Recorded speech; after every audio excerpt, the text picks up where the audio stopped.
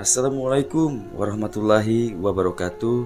Salam sejahtera buat sahabat Kang Asep Hidayat semua dimanapun Anda berada. Kali ini atau perjumpaan kali ini Kang Asep akan kembali bercerita tentang kehidupan Kang Asep di masa yang lalu. Namun sebelumnya Kang Asep akan bertanya, apa kabarnya sahabat Kang Asep atau subscriber Kang Asep Hidayat semua dimanapun Anda berada? Ya, kalau Kang Asep berharap tentunya sahabat semua selalu sehat walafiat serta selalu dalam lindungannya. Amin.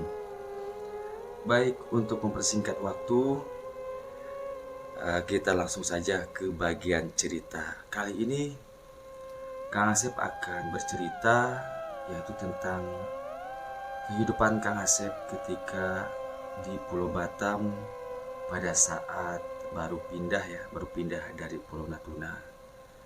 Dan cerita ini Kang Asep kasih judul Fitnah dan Santet Nyaris Membunuhku. Dengan mengucapkan Bismillahirrohmanirrohim. Dan inilah selengkapnya. Jadi begini teman-teman, pada suatu hari di rumah kontrakan. Jadi pada saat di Batam tuh, ketika baru di Batam, saya tuh ngontrak rumah, yaitu di perumahan Mediterania. Kalau bloknya mungkin nggak perlu saya sebutkan ya, karena yang namanya ngontrak tentunya berkaitan dengan si pemilik rumah. Yang jelas pada saat itu saya ngontrak di perumahan Mediterania. Ketika itu saya di Batam sendiri. Saya masih ingat pertama kali saya pindah ke Batam. Turun dari pesawat di Bandara Hang Nadiem. Kemudian saya naik taksi dengan tujuan rumah kontrakan, karena pada saat itu kebetulan ada rekanan atau sahabat ya, teman yang berkomunikasi dengan istri saya untuk mencarikan rumah kontrakan. Setelah semua disepakati dan kontrakan itu dibayar selama 1 tahun langsung. Dan si pemilik kontrakan itu mengatakan kepada saya bahwa rumah itu udah siap huni, artinya sudah bersih. Alhamdulillah. Jadi ya pada saat itu yang saya sendiri dari bandara saya langsung menuju rumah tersebut. Setibanya di rumah kontrakan itu, dan ternyata teman-teman sangat mengecewakan. Rumah itu begitu dibuka pintu depan, di dalamnya itu sangat berantakan, kotor. Nah, yang lebih paniknya lagi, pada saat itu sudah sore menjelang maghrib. Saya bingung, saya mau kemana gitu. Saya nggak bawa kendaraan, ya memang ada taksi, dan memang juga saya di Batam ini bukan suatu hal yang baru. Karena tahun 2000 sampai tahun 2003 saya pernah di Batam. Namun setelah 9 tahun saya meninggalkan Batam, kembali lagi ke Batam, tentunya saya kembali merasa asing. Dan masalah itu waktu. Saya bingung. Saya mau nyapu, membersihkan juga nggak ada peralatan. Nah, akhirnya dengan berjalan kaki, akhirnya saya berjalan ke pasar, yaitu pasar Legenda Malaka kalau nggak salah. Di sana saya beli kipas angin, beli alas untuk tidur. Kalau biasa di daerah situ sebutnya kasur Palembang, tipis. Beli sapu, beli ember, pokoknya peralatan untuk membersihkan rumah itu. Nah, maaf belum apa-apa sudah merinding. Singkat cerita, saya mulai menyapu. Saya menyapu dan parahnya lagi itu masih banyak barang-barang ya milik yang punya rumah itu. Jadi saya bingung memindahinnya kemana gitu kan. Ya udah saya kumpulkan satu kamar. Kebetulan kamar itu ada dua. Kemudian saya kumpulkan di kamar. Itu dinding kamar itu, ya Allah, coret-coret, mungkin banyak nyamuk tuh, bekas nyamuk tuh apa di dinding. Cat, dimatikan di dinding itu sehingga permukaan dinding kamar itu penuh dengan bekas darah dari nyamuk. Saya yakin itu bekas nyamuk.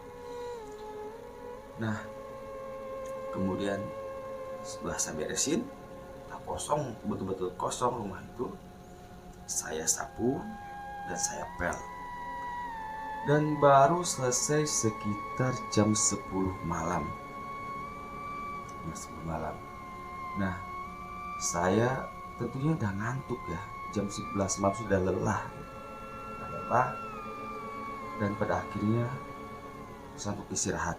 Dan kebetulan rumah itu udah bersih.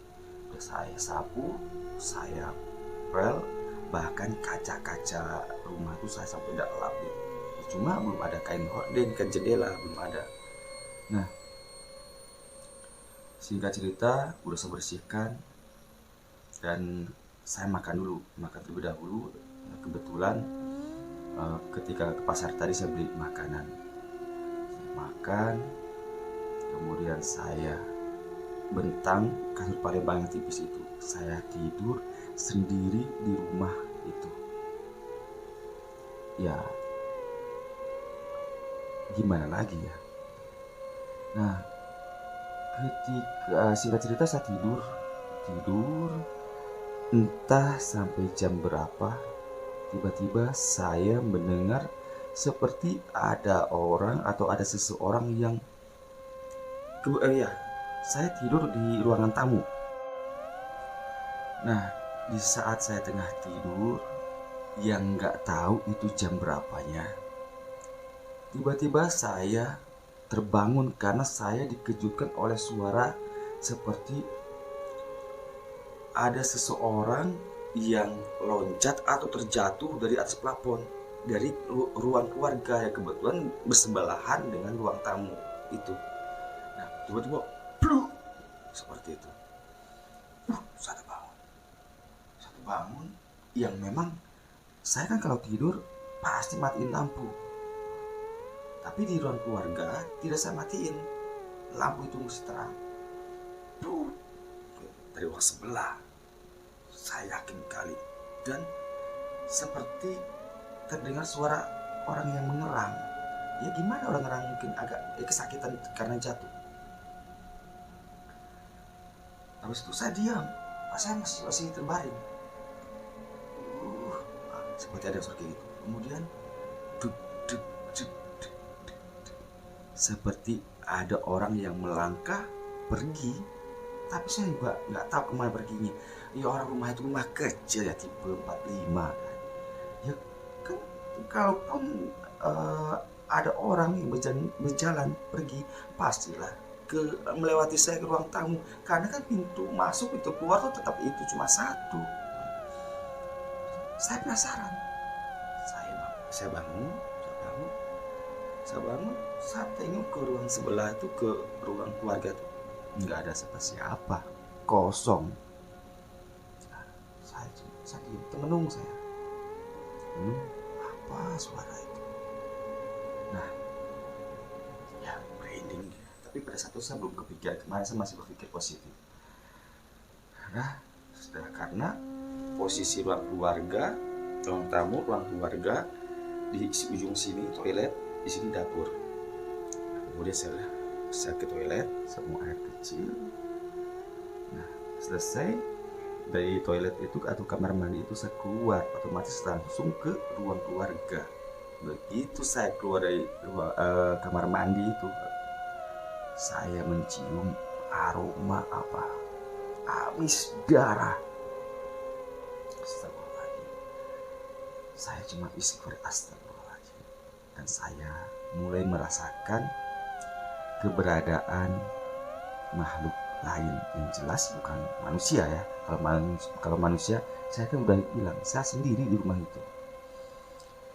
Kemudian saya berjalan kembali saya ke ruang tamu di mana saya tadi tidur. Kemudian saya berusaha untuk kembali tidur.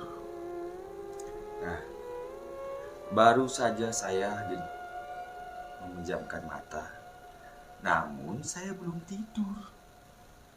Di dalam hati saya berdoa sambil baca-baca ayat suci Al-Quran. Karena saya jelas, saya merasakan, saya tahu malahan. Bukan cuma merasakan, saya tahu, saya melihat dengan kedua mata saya. Dan saya juga nggak tahu, saya dari kecil saya memang, entah ini anugerah, entah cobaan buat saya mudah untuk melihat hal-hal yang tidak lazim oleh orang lain. Nah, ketika saya keluar dari kamar mandi tadi, saya melihat di sudut ruang keluarga itu ada sosok yang berdiri hitam, pasti hitam. Kalau kayak gitu tuh hitam, identik dengan hitam, nggak tahu saya. Nah, langsung saya cuek aja, saya masuk ke ruang keluarga dan saya tidur. Nah, ketika saya baru memejamkan mata itu, saya mendengar ada langkah kaki di lantai. Kan kalau kaki tanpa alas berjalan di atas lantai keramik kan kita dengar tak tak tak gitu. Dan langkah kaki itu mendekati saya di mana tengah terbaring. Saya tidak membuka mata saya tetap diam. Tapi jelas terdengar di telinga saya suara orang bernapas yang kasar, seperti orang yang lagi sesak napas. Nah, seperti ini kira-kira. Nah, seperti itu. Saya berdoa. Kemudian saya berbisik, jangan mengganggu saya. Saya di sini sendiri dalam rangka menjalankan tugas. Dan saya di sini tidak ada niat untuk jahat. Demikian saya berbisik. Tak lama berselang, hening. Saya tidak mendengar apapun.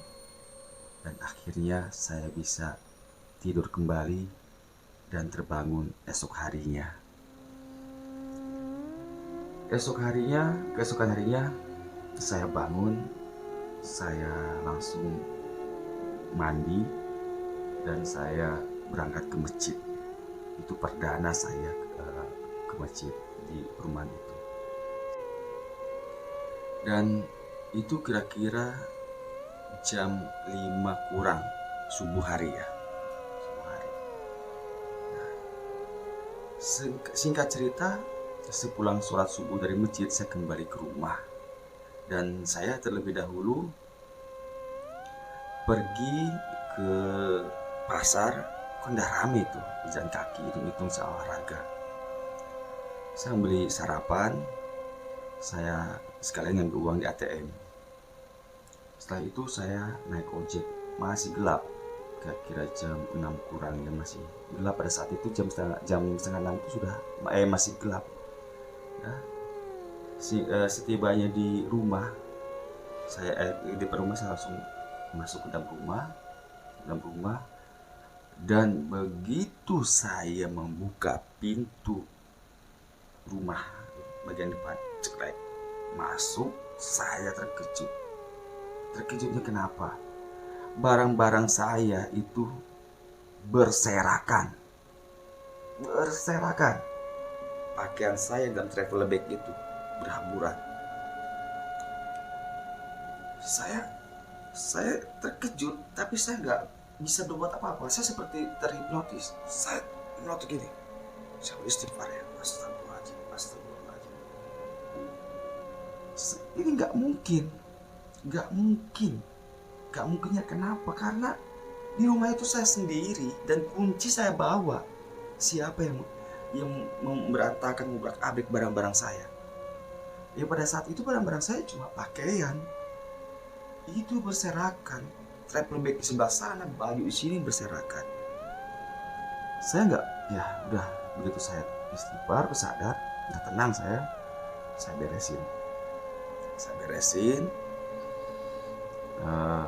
Setelah beres, saya sarapan. Itu setelah selesai sarapan, saya kembali ngambil air wudhu dan saya mengaji Al-Quran. Dan memang saya kemana-mana pada saat itu pasti bawa Al-Quran sekitar jam 6:30. Nah, setelah selesai baca Al-Quran, kemudian saya membersihkan rumah itu di bagian depan, bagian teras. Ya, kira-kira jam 10 pagi baru selesai. Nah, saya duduk di depan teras itu sambil main HP, ketik, dan saya rencana mau menelpon anak-anak. Nah, namun pada saat itu belum sempat saya menelpon istri dan anak-anak saya. Nah, baru saya duduk di teras rumah itu. Tiba-tiba saja, betah tinggal di rumah ini, nak. Saya terkejut. Dan saya langsung melihat ke depan rumah. Di sana sudah berdiri seorang nenek-nenek yang nenek-nenek pasti sudah tua ya. Nenek-nenek kurus, dan nenek itu dengan posisi nenek itu berpegangan di tali pagar rumah. Menatap saya dengan lembut sih tatapannya, tapi saya merasakan seperti tajam gitu. Sontak saya menjawab, iya nek, betah nek, emang kenapa nek? Gitu saya menjawab. Nenek itu hanya tersenyum. Senyumnya itu memang ramah gitu, tapi entah, pada wajah nenek itu bersih, bersahaja lah. Tapi saya seperti merasakan keder gitu. Tapi saya hanya melongo gitu aja. Kemudian nenek itu berkata kepada saya, pindahlah nak dari rumah ini. Rumah ini tak bagus untukmu. Demikian kata si nenek. Otomatis saya kaget, kok gitu ngomongnya? Ya, otomatis saya bingung kenapa. Dan saya belum menjawab itu. Ya, melihat seorang nenek berdiri depan kita, kan nggak sopan ya kalau kita nggak mempersilahkan masuk atau gimana. Langsung saya begini, oh ya nek, masuk nek. Terus saya berdiri terus hendak membuka pagar rumah trali itu. Nggak usah lah nak, di sini aja. Nah, di sini nenek menolak. Terus ya udahlah nak, nenek pulang dulu ya. Oh iya nek, nggak masuk dulu nek. Nggak usah lah nak, pindahlah dari rumah ini ya. Kembali si nenek itu mengingatkan saya untuk segera pindah dari rumah itu. Ya kan bingung, saya aja baru 1 hari 1 malam di rumah itu. Terus gimana, sewanya juga udah dibayar setahun. Oh iya lah nek, makasih banyak ya nek. Nah, saya secara singkat saya jawab seperti itu. Kemudian HP saya itu tiba-tiba berdering, bunyi. HP kan berhenti di lantai, saya tahu. Dan saya begini, saya ambil. Nah, harus ngambil HP itu, saya begini ke depan lagi, pandangan mata saya kan. Itu saya udah nggak ngeliat lagi. Kan nggak mungkin gitu loh. Yes, selama-lamanya saya ngambil HP di lantai, kemudian segini lagi. Itu si nenek udah nggak ada. Ya nggak, secepat apa sih berjalan? Dan kebetulan rumah saya tuh kalau disebut orang kan tusuk sate itu posisinya. Nah, saya langsung berlari ke pintu pagar. Saya keluar, saya lihat ke kiri, kanan, depan. Yang namanya tusuk sate berarti kan jalan tuh ke depan sana. Nah, saya berdiri di tengah saya tengok ke sana, saya tengok ke sini, ke depan. Nggak ada si nenek itu. Ya jangan kan nenek, saya lihat jalannya lambat. Kita aja yang masih muda begini, muda ya, itu kan perlu waktu. Ini kayak angin tak hilang itu. Di situ saya istri, astagfirullahaladzim, saya merinding berasa.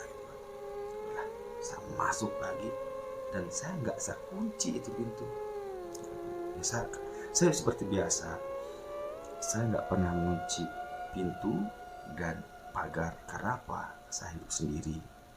Ya, bila mana terjadi apa-apa sama saya, mungkin yang minimal orang lain itu nggak kesulitan untuk melihat jenazah saya di dalam rumah. Itulah pikiran saya. Saya masuk, saya tutup, saya masuk dalam rumah. Dari rumah itu saya termenung, tapi saya tidak mau larut dalam sesuatu yang bagaimana.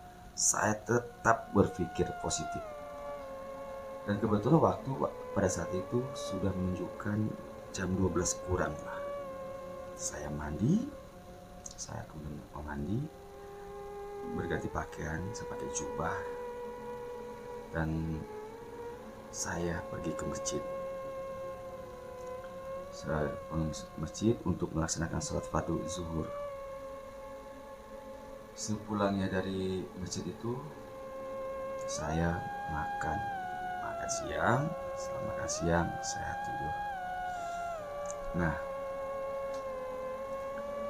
singkat cerita, malam harinya, ketika malam harinya itulah saya entah kenapa saya nggak bisa tidur. Saya berusaha untuk untuk tidur, berdoa, tapi nggak bisa juga tidur. Akhirnya saya memutuskan untuk nonton TV, tapi juga nggak mau. Ya, pada saat itu saya udah beli TV juga, langsung beli TV perabotan. Dan saat itu saya memutuskan, saya duduk di ruang keluarga di sofa, tapi saya nggak menghidupkan TV. Nah, saya memang sengaja ruang keluarga, ruang tamu, saya matikan lampunya. Ya, dikatakan gelap, tetapi masih ada bias sinar dari dalam kamar mandi dan dapur. Memang kamar mandi sama dapur nggak saya matikan. Nah, kebetulan kan ruang keluarga ini kan langsung berdekatan dengan kamar mandi, dengan dapur. Dapur itu ada pintunya. Otomatis kalau lampu dapur hidup, bias sinarnya itu ke ruang keluarga. Jadi kesannya dalam ruang keluarga itu remang-remang. Nah, di situ saya duduk sendiri, saya merenungi nasib saya. Ya, memang saya pindah ke Batam pada saat itu bukan karena keinginan saya, tapi karena memang karena tugas. Namun di balik itu juga sebelumnya saya ada permasalahan di kantor yang menurut saya dan membuat saya itu sangat membuat mental saya itu hancur. Memang ada permasalahan-permasalahan. Saya difitnah, saya mendapat fitnah yang namanya saya bekerja di instansi negara, pasti melibatkan banyak orang.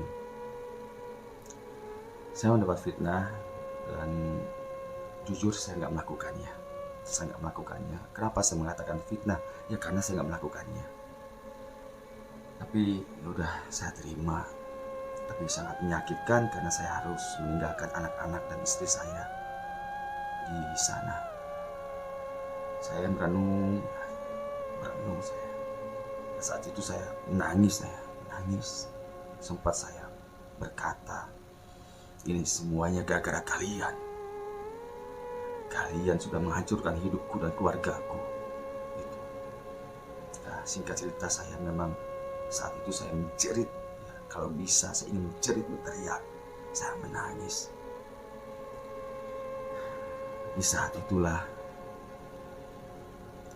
tiba-tiba saja dari arah dapur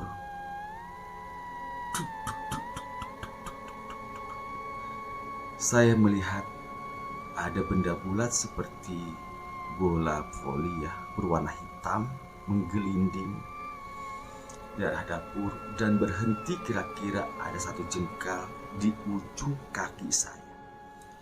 Nah, tatapan mata saya tuh terkunci ke benda tersebut.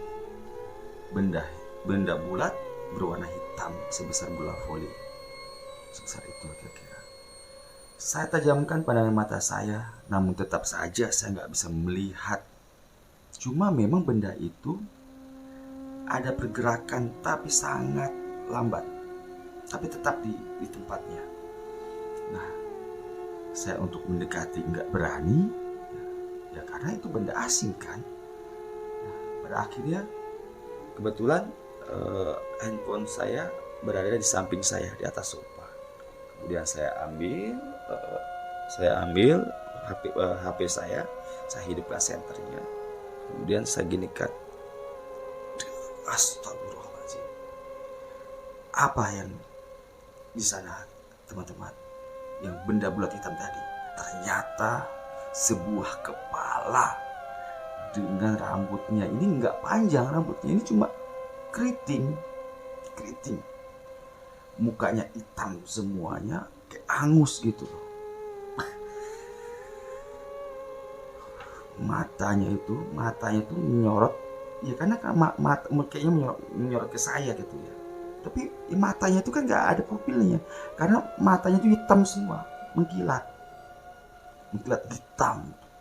Nah, dari mulutnya itu terdengar kayak menjadi kayak gitu. Nah, terdengar suara seperti nah seperti itu. Saya mendengar dari mulutnya itu kepala tanpa badan yang di depan saya itu. Nah, saat itu astagfirullahaladzim. Nah, saya berdoa. Ya, saya nggak bisa langsung berdoa pada saat itu ya. Saya ya kalau keinginan saya pada saat itu saya pingsan, tapi nggak bisa.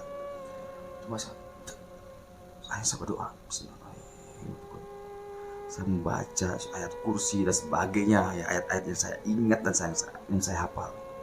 Enggak juga pergi, itu kepala itu nggak hilang, gitu kan. Dan pada akhirnya saya ingat pesan almarhum bapak saya. Ya, beliau bilang gini, ya kalau suatu saat kamu diganggu dengan makhluk halus penampakan, kamu sudah membacakan doa ayat-ayat suci, enggak juga minggat, kamu maki aja. Nah, pada saat itu memang enggak terucap dari mulut saya minta mati. Dasar kalau iblis, kau laknatullah, pergi kamu, gitu dalam hati saya. Bagaimana? Apakah setelah dibacain doa, setelah dimaki sesuai dengan pesan dari almarhum bapak saya, penampakan dari sebuah kepala yang sangat menyeramkan itu bisa hilang atau hancur? Tetap ikuti terus di part selanjutnya, yaitu di Kang Asep Hidayat. Terus dukung channel ini agar Kang Asep Hidayat dapat terus menceritakan kisah-kisah mistis yang tentunya dari kisah nyata. Demikian, wassalamualaikum warahmatullahi wabarakatuh.